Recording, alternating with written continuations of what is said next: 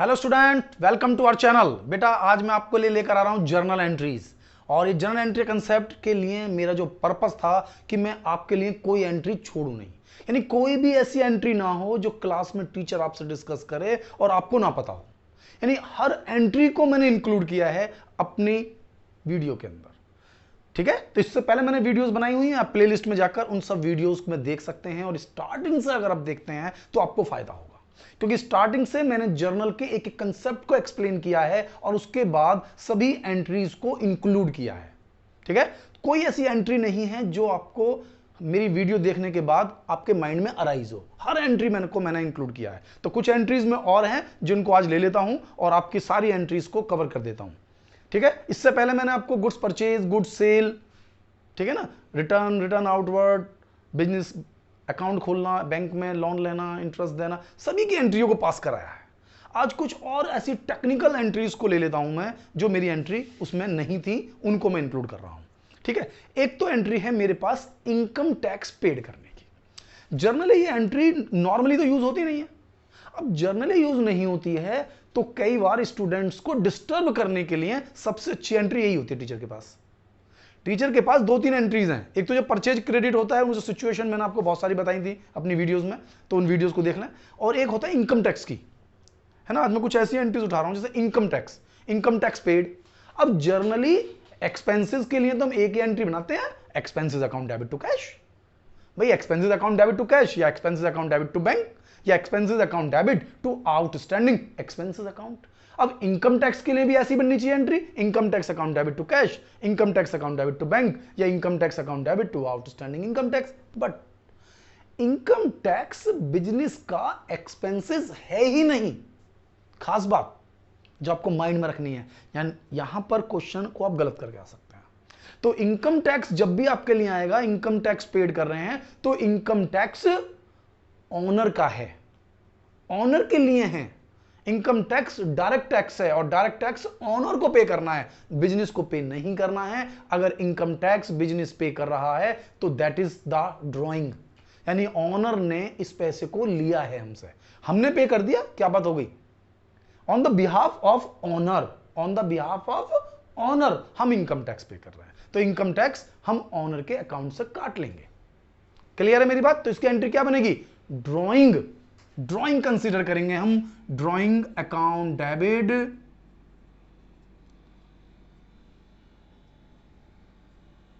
To cash. ध्यान देना, confuse नहीं होना है। जर्नली तो इनकम टैक्स बैंक से ही देना होता है, कैश तो मैंने आपको लिख दिया है सही। ठीक है, हो सकता है कि ऑनर निकाल के ले गया फिर वो अपने अकाउंट से पे करे, निकाल के ले गया, तो ऐसा होता है ना। तो drawing account debit to cash या टू बैंक, जनरली बैंक ही होगा, drawing account debit to bank, being income tax paid. समझ रहे हैं आप, ये एंट्री स्पेशल है, being income tax paid. Income tax को पेड किया है मैंने, इनकम टैक्स को पेड किया है। इसी तरह से एक और टेक्निकल एंट्री है ना। जर्नली क्वेश्चन में हमने तुमसे क्या कहा, जब तक कोई मॉनेटरी ट्रांजैक्शन नहीं होगी तब तक रिकॉर्ड नहीं होगी। अब इसी तरह से क्वेश्चन में वो कहते हैं कि एक व्यक्ति ने हमें 2 लाख रुपीस का ऑर्डर दिया। अब अमाउंट तो है उसमें, 2 लाख रुपीस का ऑर्डर दिया, अमाउंट आ गई 2 लाख रुपए, लेकिन भाई उस ऑर्डर की एंट्री कैसे बनाऊं मैं। या तो मैंने उस एंट्री ऑर्डर को दे दिया है या उस ऑर्डर के अगेंस्ट में मुझे कोई पैसा मिला है। तो जब तक ऑर्डर के अगेंस्ट कोई पैसा नहीं मिलता या मैं उसकी गुड्स की सप्लाई नहीं कर रहा, तब तक उसकी एंट्री में पास नहीं कर सकता। इसीलिए कोई ऑर्डर देने की या कोई ऑर्डर मिलने की मैं कोई एंट्री पास नहीं कर सकता जब तक कि उसके अगेंस्ट या तो मैंने कुछ एडवांस दिया हो या कुछ एडवांस लिया हो या गुड्स दिया हो या गुड्स लिया हो। ठीक है, तो ऑर्डर देने की कोई एंट्री नहीं बनानी है मुझे। समझ में आ गया ना, टेक्निकल। तो एक तो गुड्स, एक तो मैंने कहा था परचेज जहां क्रेडिट होती है उन एंट्रीज को देख लें, वो 100% बहुत टेक्निकल है। 3-4 एंट्री टीचर पूछते हैं। इनकम टैक्स वाली बहुत टेक्निकल एंट्री है। ऑर्डर देने की एंट्री कई बार फंसा लेते हैं कि कोई एंट्री पास ही नहीं होनी। एक एंट्री मैं आपके ले लेता हूं बैड डेप्ट के लिए।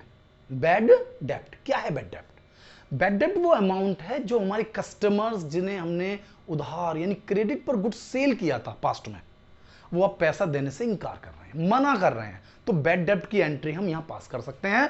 बैड डेप्ट की एंट्री क्लियर होगा ना, बैड डेप्ट बैड डेप्ट हमारे लिए लॉस है, इसलिए बैड डेप्ट हमारा हो जाएगा डेबिट।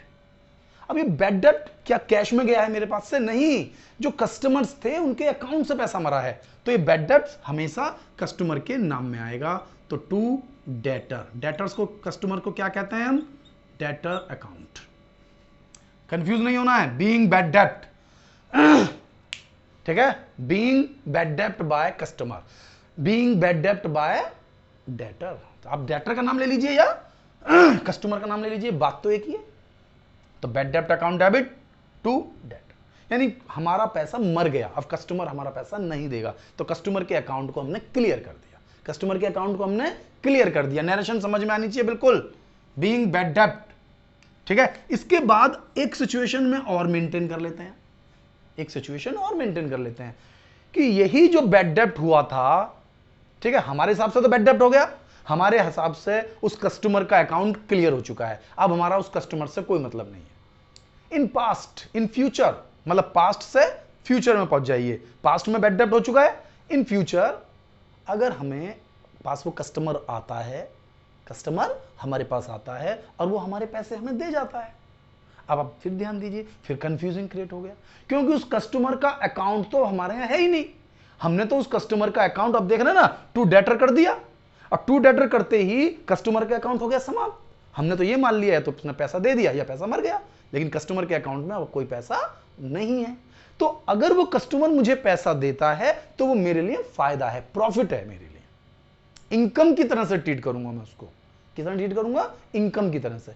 कस्टमर के अकाउंट में नहीं चढ़ाऊंगा, क्योंकि कस्टमर का अकाउंट तो पहले ही समाप्त हो चुका, अगर मैं कस्टमर के अकाउंट में चढ़ाऊंगा तो फिर वो पैसे कस्टमर के अकाउंट में चढ़ जाएंगे, जबकि उसका अकाउंट तो मैं पहले खत्म कर चुका हूं टू डेटर करके। तो यहां पर जो मुझे कैश या चेक, वो पुराना कस्टमर जिसने मेरे पैसे को मार लिया था, तो कैश और बैंक, कैश और bank account debit to bad डेप्ट रिकवर्ड। अब इस पर ध्यान से पढ़ लेना, ये एंट्री बहुत इंपॉर्टेंट है। पैसे का बैड डेप्ट होना, पैसे का बैड डेप्ट होना यानी कस्टमर्स ने पैसे का ना देना, उस सिचुएशन में बैड डेप्ट अकाउंट डेबिट टू डेटर, और इन फ्यूचर अगर वो पैसा हमें देता है तो जिस समय वो हमें पैसा दे रहा है उस समय cash account debit, bank account debit to bad डेप्ट रिकवर्ड। ना तो बैड डेप्ट के नाम से आएगी ना उस कस्टमर के नाम से आएगी, क्योंकि कस्टमर के नाम का कोई अकाउंट है नहीं और बैड डेप्ट में पीएल में डाल चुके होते हैं। तो जब वो पैसा मिल रहा होगा तो पैसे की रिकवरी हुई है तो कैश तो डेबिट होगा या बैंक तो डेबिट होगा, लेकिन क्रेडिट क्या हो? तो क्रेडिट होगा फिर मेरे पास बैड डेप्ट रिकवर्ड अकाउंट, ठीक है, बैड डेप्ट रिकवर्ड अकाउंट। क्लियर? तो इनकम की बात समझ में आ गई ना, जो इनकम मिलती है। तो चलो इनकम पर हम और एंट्री पास कर लेते हैं, और कुछ एंट्रीज हम इनकम पर बनाते हैं। इनकम, तो जब हमें इनकम मिलती है तो मैं आपको मान लेता हूं इनकम, इनकम क्या है? Rent received, interest received, commission received, तो ये सब क्या है? इनकम है ना। तो मैं एक पर्टिकुलर नेम डिनोट कर लेते हैं, ठीक है, कोई एक पर्टिकुलर नेम, सपोज कीजिए रेंट को ले लेता हूं मैं, रेंट रिसीव्ड। तो रेंट रिसीव्ड, ध्यान से देखना, जिस भी इनकम के लिए वो मुझसे कहेगा उसी इनकम को ले लूंगा मैं, टू रेंट रिसीव्ड, रेंट मुझे मिला, ठीक है, तो to rent received, cash account debit, cash या बैंक, ऐसे लिख लीजिए, एक ही नाम आता है ना बेटा, कैश या बैंक, आपको एक नाम यूज करना है, जैसे जैसे एंट्री हमसे कहेगी उस तरीके से हमें ट्रांजैक्शन को रिकॉर्ड करना है, ठीक है ना, अकॉर्डिंग टू क्वेश्चन। तो कैश और bank account debit to rent received, rent received. अब सपोज करो ये रेंट मिला ही नहीं, मिलता तो cash account debit to rent received, नहीं मिला है तो फिर हम यहीं पर इसी जगह आप एंट्री को बदल सकते हैं, ठीक है ना, एक्रूड,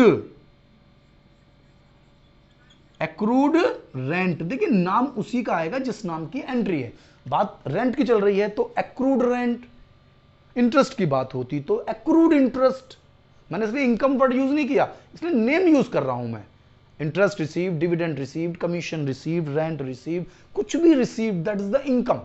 अब वो इनकम मिल गई तो कैश टू रेंट रिसीव्ड, अगर नहीं मिली है तो accrued rent, accrued rent account debit, accrued rent account debit. अब एक्रूड किसे कहते हैं ये आप समझ लीजिए। जिस तरह एक्सपेंसेस में आउटस्टैंडिंग वर्ड होता है, उसी तरह इनकम में उस वर्ड को हम कहते हैं एक्रूड। एक्रूड मीन्स वो इनकम अर्न तो हो गई बट रिसीव्ड नहीं हुई है। रिसीव्ड होती तो cash account debit to income होता, और नहीं मिली है तो एक्रूड रेंट अकाउंट यानी accrued income account debit to income account. Name इसलिए यूज किया जिससे कि आपको टॉपिक समझ में आ जाए। और यदि कोई एडवांस मिल गई, ये तो एक्रूड हो गया, अनएक्रूड होता तो जब आपको मिला था तब तो एंट्री आपने यही बनाई थी, cash and bank account debit to rent received. और इसमें कुछ एडवांस है तो ये फिर डेबिट हो जाएगा, rent received account debit to unaccrued rent account. या आप एडवांस भी वर्ड यूज कर सकते हैं, एडवांस वर्ड भी आप यूज कर सकते हैं, बट एग्जैक्ट जो परफेक्ट वर्ड है मैं उनका यूज कर रहा हूं, एक्रूड एंड अनएक्रूड। ठीक है, अनएक्रूड को एडवांस भी कह देते हैं, प्रीपेड नहीं कहते, क्योंकि प्रीपेड तो एक्सपेंसेस के लिए होता है। रॉन्गली हम कह देते हैं, कई बार हम भी यूज कर लेते हैं वर्ड, ऐसा नहीं है लेकिन जो सही वर्ड है, करेक्ट वर्ड का हम यूज करेंगे तो accrued and unaccrued for the income, outstanding, prepaid और एडवांस फॉर द एक्सपेंसेस। तो यहां पर आपने एंट्री तीनों समझी। अगर हम कोई इनकम ले रहे हैं तो कैश और bank account debit to income. अब अगर उसमें से कुछ मिला कुछ नहीं मिला तो ये दोनों आ जाएंगी, कैश और बैंक भी आएगा और एक्रूड भी आएगा और ये पूरी एंट्री बनेगी। लेकिन अगर मिला ही नहीं है तो accrued rent account debit to rent received. अब cash account bank account debit to rent received. अब यदि वो अमाउंट मुझे एडवांस मिली है, क्या मिली है, एडवांस मिली है, तो चाहे तो हम इस एंट्री में भी चेंज कर सकते हैं कि जो पैसा मिला है उसको सीधा अनएक्रूड रेंट अकाउंट में डाल दूं, या फिर जो मिला वो तो मैंने डाल दिया रेंट रिसीव्ड में, cash account debit to rent received, फिर उसमें जितना एडवांस था उसको बाहर निकाल लिया, rent received account debit to unaccrued rent account. यानी कि आपको एक्रूड एडवांस इनकम को पूरी तरह माइंड में समझना होगा। ठीक है, अब एक पॉइंट और है जो यूज हो रहा है, उसका नाम है चेक इन हैंड। ये चेक इन हैंड का इस्तेमाल कब कब होता है? ठीक है, जब भी मुझे कोई चेक मिलता है, जब भी मुझे कोई चेक मिलता है, जैसे बैंक के लिए मैं हर बार एंट्री बनाता हूं, कैश ले लो या आप बैंक ले लो, कैश ले लो या आप बैंक ले लो। तो एक बात ध्यान देना, जितनी भी आपने एंट्रीज पढ़ी होंगी, जितने भी आपने मेरी वीडियोस देखी होंगी, उनमें एंट्रीज में मैंने बिल्कुल एग्जैक्ट वर्ड यूज किया, आइदर कैश और बैंक, आइदर कैश और bank, cash debit bank debit, cash credit bank credit, एक वर्ड यूज किया मैंने। ठीक है, लेकिन एक टेक्निकल कंसेप्ट और यूज हो सकता है कि जब जब हमें रिसीव्ड हो रहा हो, लैंग्वेज में ध्यान देना, चेक, बैंक का वर्ड यूज किया तो कोई दिक्कत नहीं, चेक का वर्ड यूज किया है, थ्रू बैंक के तो बात ही खत्म हो गई, उसने चेक का वर्ड यूज किया है और चेक मुझे रिसीव्ड हुआ है, तो बैंक की बजाय मैं उसमें यूज कर सकता हूं चेक इन हैंड, मतलब डेबिट की सिचुएशन है बस। बैंक अकाउंट डेबिट की बजाय, जैसे यहां पर कहा था रेंट रिसीव, तो cash account debit to rent receive, और चेक मिलता तो cheque in hand account debit to rent received, cheque in hand account debit to rent received, क्योंकि उस चेक का अभी तक मेरे अकाउंट में ट्रांसफर नहीं हुआ है। यदि मैंने सेम डे में अकाउंट में ट्रांसफर कर दिया, तो मैं तो जनरली यही मानता हूं, बिजनेसमैन कहां छोड़ता है, बिजनेसमैन तो तुरंत उठा के अकाउंट में ट्रांसफर करेगा, तो तुरंत अगर अकाउंट में ट्रांसफर कर दिया है उसने तो वो बैंक की है, फिर तो कोई प्रॉब्लम है ही नहीं, कहीं कोई समस्या ही नहीं है। ठीक है ना, लेकिन अगर आपने ट्रांसफर नहीं हुआ है और आप इसे दिखाना चाहते हैं, शो करना चाहते हैं, नहीं करना चाहते तो ऐसे भी काम चल जाएगा, तो फिर हम उसकी जगह यूज करते हैं cheque in hand, cheque in hand, bank की जगह cheque in hand account debit to rent received, या जो भी कहीं है, जब भी आप बैंक को डेबिट कर रहे हैं तो उस सिचुएशन में चेक इन हैंड, और जब वो डिपॉजिट हो जाएगा आपके अकाउंट में आ जाएगा तो फिर एंट्री अपोजिट कर देंगे, चेक इन हैंड जो डेबिट था वो क्रेडिट हो जाएगा और बैंक डेबिट हो जाएगा, bank account debit to cheque in hand. समझा दो ना आपको, यही लिख देना, कोई बात तो ही नहीं, bank account debit to cheque in hand. ये कौन सी सिचुएशन है? जब चेक मेरे अकाउंट में डिपॉजिट हो गया, अकाउंट में पैसा आ गया, उसके बाद का नहीं है, मैं तो एक हल्का सा हिंट दिया मैंने आपको, एंट्रीज तो कंप्लीट हो गई मेरी। आपको कंसेप्ट पूरी तरह माइंड में आना चाहिए। मैंने कुछ खास एंट्री पे इनकम टैक्स के लिए ली, बैड डेप्ट के लिए ली, बैड डेप्ट रिकवर्ड के लिए ली, इनकम के लिए ली, इनकम एक्रूड के लिए ली, इनकम अनएक्रूड के लिए ली। एक एंट्री मैं आपको और इंक्लूड करता हूं, कुछ एंट्री है बिल्कुल स्पेशल एंट्रीज है। एक एंट्री होती है जैसे कि फर्स्ट ईयर कंप्लीट हुआ, नेक्स्ट ईयर हम एंटर कर रहे हैं, तो अब नए ईयर्स में हम एंट्री बना रहे हैं, कोई बिजनेस स्टार्ट नहीं कर रहे हैं, बिजनेस ऑलरेडी स्टार्ट है।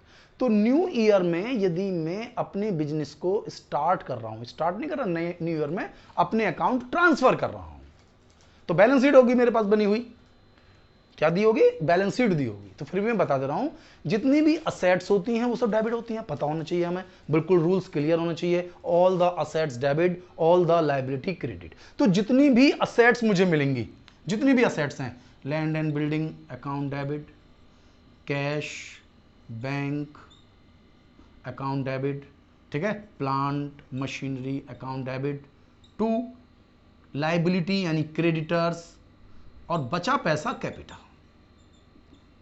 वैसे तो जर्नली हमारे को सब बातें पता है, लेकिन क्वेश्चन में वो टेक्निकली कई बार ऐसा होता है कि बिजनेस के बैलेंस दे दिए, ओपनिंग बैलेंस, असेट्स दे दी, तो जितनी भी असेट्स हैं वो आपको अंडरस्टैंड करनी ही होंगी। यदि आपको ऐसा लगता है असेट्स मुझे कम समझ में आ रही हैं, तो हमारी प्लेलिस्ट में स्टार्टिंग में आकर फर्स्ट वीडियो से आप उसको पढ़ना स्टार्ट कीजिए, आपको असेट्स क्लियर हो जाएंगी।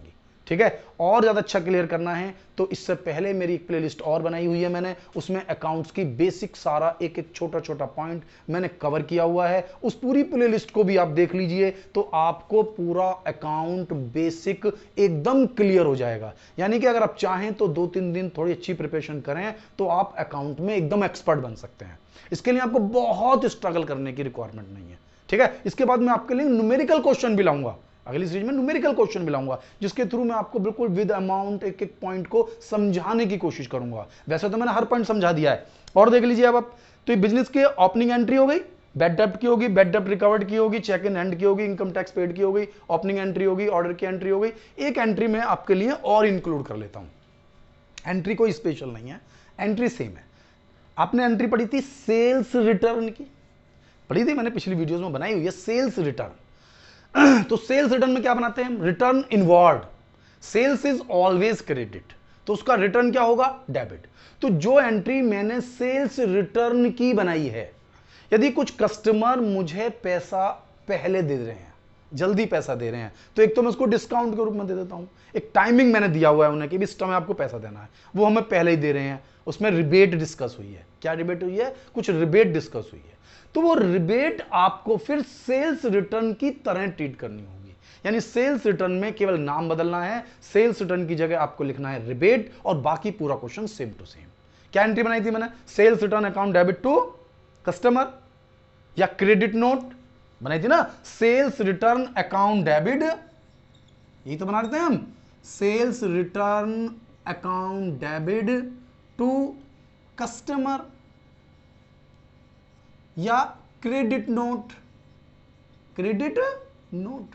बस इसकी जगह अब आपको सेल्स रिटर्न की जगह लिखना है आपको rebate account debit to credit note या कस्टमर अकाउंट। अब फिर वही प्रॉब्लम है, जीएसटी, आईजीएसटी, सीजीएसटी, तो यानी कि जो सेल्स रिटर्न की एंट्री है वो same to same copy cut paste होनी है। अगर आपको रिबेट में जीएसटी, सीजीएसटी, आईजीएसटी के कंसेप्ट को वो इंक्लूड कराता है, तो उस एंट्री को आप एक बार देख लेंगे तो ये एंट्री आपकी समझ में पूरी तरह आ जाएगी। इसमें एक एक पॉइंट को मैंने कवर कर लिया है, यानी कि हर पॉइंट को कवर करने का पर्पस है कि कोई भी पॉइंट हमारे स्टूडेंट्स को ऐसा ना लगे कि टीचर ने पूछा और वो मुझे पता नहीं है। अगर आप मेरी वीडियो को प्रॉपरली देख रहे हैं तो आपको एक एक बात समझ में आएगी। तो आपको मेरी वीडियो कैसी लगी, मेरी वीडियो को लाइक करें, मेरे चैनल को सब्सक्राइब करें, और मेन जरूरी है अगर आपने अभी तक बेल आइकन प्रेस नहीं किया है तो आप बेल आइकन को प्रेस कर लें, जिससे कि आपको लेटेस्ट वीडियो के सभी नोटिफिकेशन मिलते रहें और आप वीडियो में परफेक्ट बने रहें। थैंक यू, मिलता हूं नेक्स्ट वीडियो में।